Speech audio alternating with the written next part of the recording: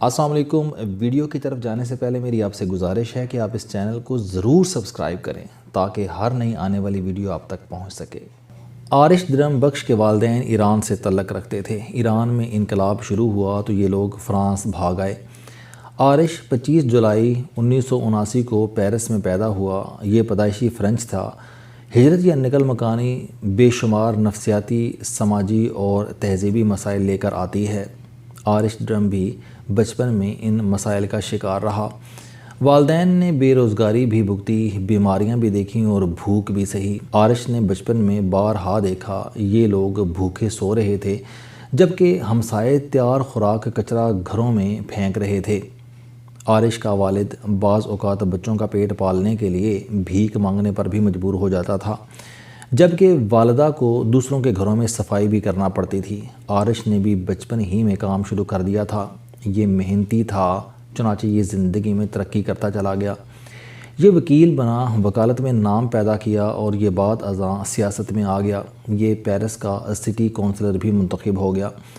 عارش کا بچپن محرومی میں گزرا تھا، لہٰذا یہ جب پیرس میں خوراک ضائع ہوتے دیکھتا تھا تو اسے بہت افسوس ہوتا تھا۔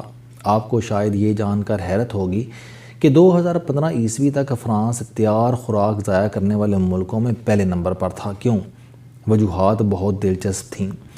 فرینچ کھانے میں دنیا کے محتاط ترین اور صاف ترین لوگ ہیں۔ آپ ان کی نفاست ملاحظہ کیجئے کہ کٹلری کا لفظ بھی فرینچ زبان سے نکلا۔ کٹلری یعنی چھری، کانٹا، چمچ کا استعمال مصر میں شروع ہوا۔ بازنطینی حکمرانوں نے استنبول میں اسے اشرافیہ کی زندگی کا حصہ بنایا اور یہ بعد ازاں یونان کے ذریعے یورپ میں داخل ہو گیا۔ برطانیہ میں 17ویں صدی میں کٹلری کا پہلا کارخانہ لگا اور یوں دنیا میں ٹیبل مینرز شروع ہو گئے۔ ٹیبل مینرز یعنی کھانے کے آداب کے بے شمار فوائد سامنے آئے، لیکن اس کا ایک نقصان بھی ہوا، اور وہ نقصان کھانے کا ضیاع تھا۔ یورپ میں لوگوں نے یہ سمجھنا شروع کر دیا تھا کہ کھانا اگر ایک بار میز پر آ گیا تو یہ دوسری بار استعمال کے قابل نہیں رہتا، لہٰذا یہ لوگ بچ جانے والے کھانا ضائع کر دیتے تھے۔ فرانس اس معاملے میں پورے یورپ سے آگے تھا۔ فرینچ لوگ ہر سال 8 ملین ٹن تیار کھانا ضائع کر دیتے تھے۔ پورے یورپ میں 99 ملین ٹن، جبکہ دنیا میں 1 ارب 30 کروڑ ٹن تیار خوراک ضائع کر دی جاتی تھی۔ فرانس میں یہ روایت تھی کہ ریسٹوران میں جو کھانا میز پر سرو کر دیا گیا، گاہک نے اگر وہ نہیں کھایا تو اس کا کوئی حصہ بچ گیا تو عملہ گاہک کے اٹھنے کے بعد وہ کھانا کچرے کی ٹوکری میں ڈال دیتا تھا۔ سٹورز میں بھی زائد مایعات خوراک ضائع کر دی جاتی تھی۔ دوسرے جنگ عظیم کے دوران اس ٹرینڈ میں تھوڑی سی تبدیلی آئی۔ لوگ ریسٹوران سے اپنا بچا ہوا کھانا پالتو جانوروں کے لیے پیک کرانے لگے۔ وہ پیکنگ اس زمانے میں ڈاگی بیگز کہلاتی تھی۔ یہ ٹرینڈ 1980 کی دہائی تک چلتا رہا، مگر پھر لوگوں نے یہ بھی ترک کر دیا۔ ان کا خیال تھا کہ یہ چیپ لگتا ہے، آپ اپنا بچا ہوا کھانا پیک کرائیں اور ساتھ ساتھ لے کر پھرتے رہیں۔ عارش درم بخش خوراک کا یہ ضیاع بچپن سے دیکھ رہا تھا۔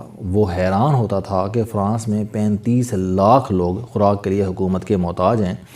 لوگ کچرے کی ٹوکریوں سے خوراک نکال کر کھاتے ہیں اور دوسری طرف ٹنوں کے حساب سے تیار خوراک ضائع کر دی جاتی ہے۔ یہ ظلم ہے، یہ زیادتی ہے۔ چنانچہ اس نے جنوری 2015 میں خوراک کا ضیاع رکوانے کے لیے دستخطی مہم شروع کی اور 4 ماہ میں 2 لاکھ دستخط حاصل کر لیے۔ یہ ایشو اس کے بعد پارلیمنٹ میں گیا اور اسمبلی میں 22 مئی 2015 عیسوی کو بل پاس کر دیا۔ فروری 2016 میں فرانس کی سینٹ نے بھی بل متفقہ طور پر منظور کر لیا۔ بل کے مطابق ملک بھر میں کوئی بھی ایسی سپر مارکیٹ جس کا رقبہ 400 مربع میٹر سے زائد ہوگا وہ کسی قسم کی خوراک ضائع نہیں کرے گی۔ سپر مارکیٹ اضافی خوراک مستحق لوگوں تک پہنچائے گی، جانوروں کے استعمال میں دے گی یا پھر یہ کھاد بنانے والے اداروں کے حوالے کر دے گی، لیکن یہ اسے ضائع نہیں کرے گی۔ حکومت نے قانون بنا کر تعلیمی اداروں میں بھی بچوں کو خوراک کے بہتر استعمال اور خوراک کو ضائع ہونے سے بچانے کے طریقے بھی سکھائے جانے لگے تاکہ یہ بچے بڑے ہو کر خوراک کو محفوظ رکھیں، یہ اسے ضائع نہ کریں۔ یہ بل ایک انقلاب ثابت ہوا اور فرانس میں خوراک کو ضائع ہونے سے بچانے کی باقاعدہ تحریک چل پڑی۔ فارن پالیسی میگزین نے اس سوشل اویئرنیس کا سارا کریڈٹ عارش کو دیا اور اسے 100 تھنکرز آف دا ورلڈ میں شامل کر لیا۔ آرش کی اس معمولی سی کوشش سے فرانس دنیا میں سب سے زیادہ خوراک ضائع کرنے والے ملکوں کی فہرست سے نکل کر کم کھانا ضائع کرنے والے ملکوں میں آ گیا۔ ایک شخص کی سوچ بہت بڑا انقلاب بن گئی۔ یہ انقلاب اب پوری دنیا میں پھیلتا جا رہا ہے۔ یورپ کے بے شمار ملکوں کے ریسٹوران اب گاہک کو اس کی ضرورت سے زیادہ کھانا سرو ہی نہیں کرتے۔ گاہک اگر میز پر کھانا چھوڑ دے تو دیکھنے والے بھی ناراض ہو جاتے ہیں، اور 3 یورپی ملکوں میں تو گاہکوں کو اضافی کھانے پر جرمانہ بھی ہو چکا ہے، اور یہ کوئی معمولی بات نہیں ہے۔ آرش درمبکش کی کہانی اور کنٹریبیوشن یہاں ختم ہو گیا، اور یہاں سے ایک نئی تحقیق شروع ہوتی ہے۔ فرانس میں کھانے کے بعد اب فالتو کپڑوں کے بچاؤ کی تحریک بھی چل رہی ہے۔ فرانس فیشن کے 3 بڑے ملکوں میں شمار ہوتا ہے۔ یہاں ہر سال کھربوں روپے کا کپڑا اور لباس مارکیٹ میں آتا ہے۔ سٹورز میں جگہ محدود ہوتی ہے، چنانچہ سٹورز مالکان فالتو بچ جانے والے کپڑا ضائع کر دیتے ہیں۔ یہ اسے کچرا گھروں میں پھینک دیتے ہیں یا پھر یہ جلا دیا جاتا ہے۔ یوں فرانس میں ہر سال 7 لاکھ ٹن کپڑا ضائع ہوتا ہے۔ یہ ضائع ہونے والے کپڑے صرف کپڑے نہیں ہوتے، یہ قدرتی وسائل کا وسیع زیاں بھی ہیں۔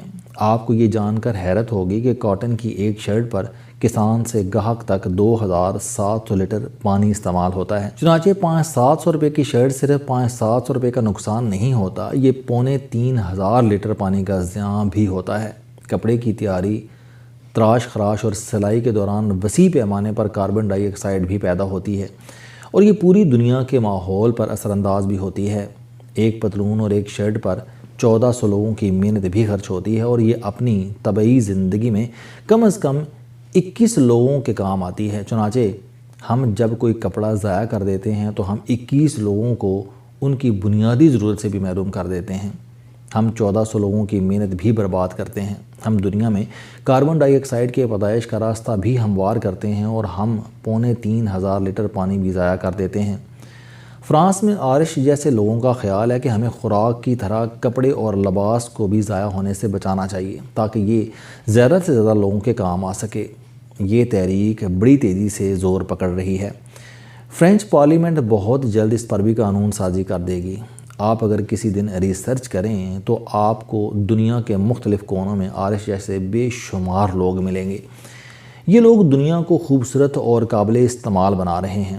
آپ 5 اسٹار ہوٹلوں میں جائیں تو آپ کو پانی کی ٹونٹی کے قریب لکھا ہوا ملے گا، دنیا پانی کی شدید قلت کا شکار ہے، ہم پانی کی بچت کر رہے ہیں، آپ ہمارا ساتھ دیں۔ یہ عبارت صرف عبارت نہیں، یہ ایک تحریک ہے، اور یہ تحریک بھی آرش جیسے لوگوں نے شروع کی، اور یہ اب دنیا بھر کے 5 اسٹار ہوٹلوں کے SOPs کا حصہ ہے۔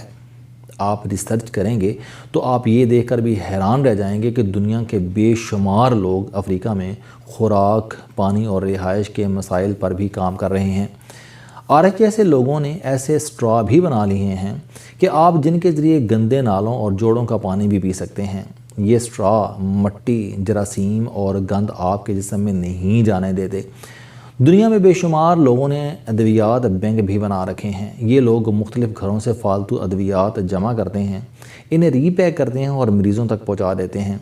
مجھے آئرلینڈ میں چند لوگوں سے ملاقات کا موقع ملا۔ یہ لوگ معذوروں کے انتقال کے بعد ان کے لاحقین سے ان کی ویل چیئرز، باتھ روم کے آلات اور کپڑے حاصل کرتے ہیں، اور دنیا کے مختلف حصوں میں موجود ضرورت مند معذوروں کو پہنچا دیتے ہیں۔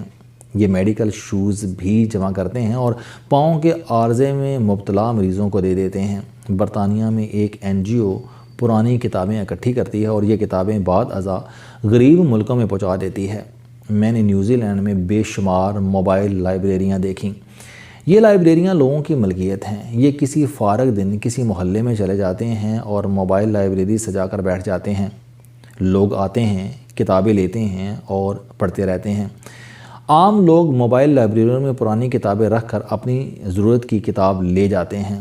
یہ علم کی ترسیل کا شاندار طریقہ ہے، اور یہ طریقہ اب تک ہزاروں لوگوں کی زندگیاں بدل چکا ہے۔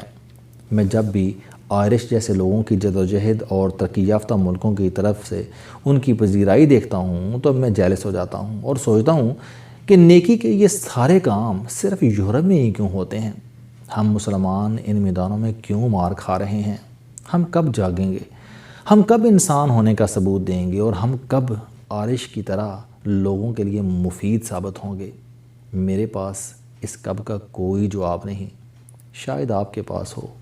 السلام علیکم، آپ اسٹوڈنٹ ہیں، کوئی جاب کرتے ہیں، کاروبار کرتے ہیں، یا پھر آپ گھریلو زندگی گزار رہے ہیں۔ اگر آپ اپنی زندگی کو بدلنا چاہتے ہیں تو اس چینل علم دوستی پر آپ زندگی میں کامیابی کے لیے جاوید چوہی صاحب کے موٹیویشنل، سوشل، سیلف ڈسکوری سے ریلیٹڈ اور صحت سے متعلق بے شمار کالم سن سکتے ہیں۔ میرا دعویٰ ہے کہ یہ چینل آپ کی زندگی بدل دے گا۔ اس چینل کا مقصد اچھی باتیں معاشرے میں پھیلانا ہے، اور اچھی بات کو دوسروں تک پہنچانا صدقہ جاریہ ہے۔